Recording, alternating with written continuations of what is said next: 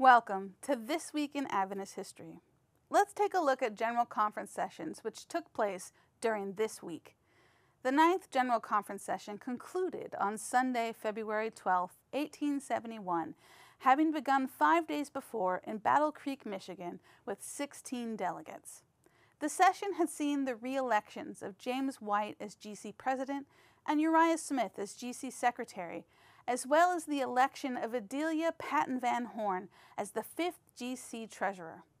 Of chief concern was the church's mission work, as the young denomination was dealing with most urgent calls from across the United States.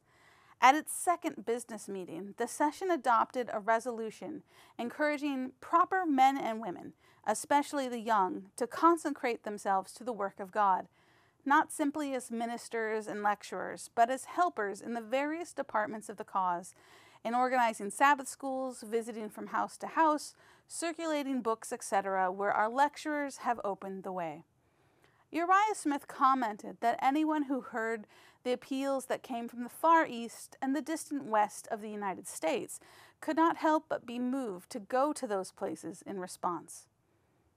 22 years and 5 days later, the 30th General Conference session began on February 17, 1893.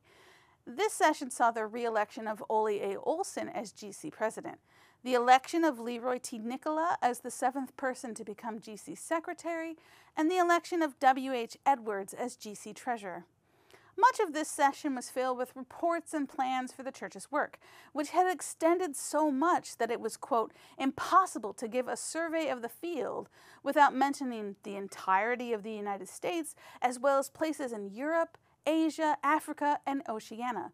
The session called for an expanded and more vigorous work in everything the church was doing, especially within the large cities of Washington, D.C., London, and Hamburg, but also in new places such as Jerusalem and what is now Istanbul.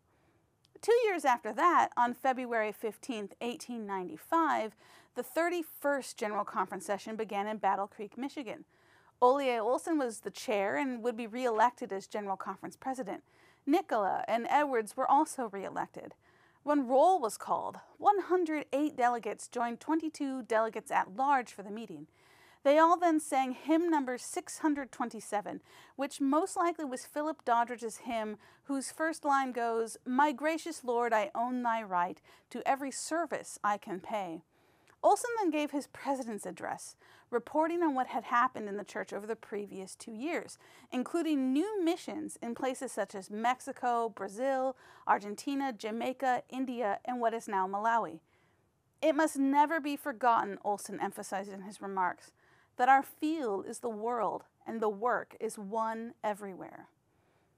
The last of the sessions to begin during this week in Adventist history is the 33rd session, which began 124 years ago on February 15, 1899 in South Lancaster, Massachusetts. GC President George A. Irwin chaired the first meeting, which began with singing "All Hail the Power of Jesus' Name." Irwin would be re-elected, as would Secretary L.A. Hoops and Treasurer A.G. Adams. When delegates were invited to speak, John N. Loughborough, at that point the oldest minister of the denomination, looked out across the session and said, "My heart is deeply impressed this morning with what I see before me.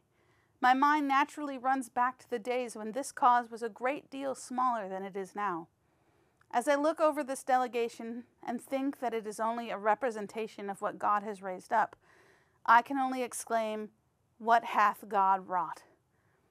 These stories from GC sessions come from this week in Adventist history.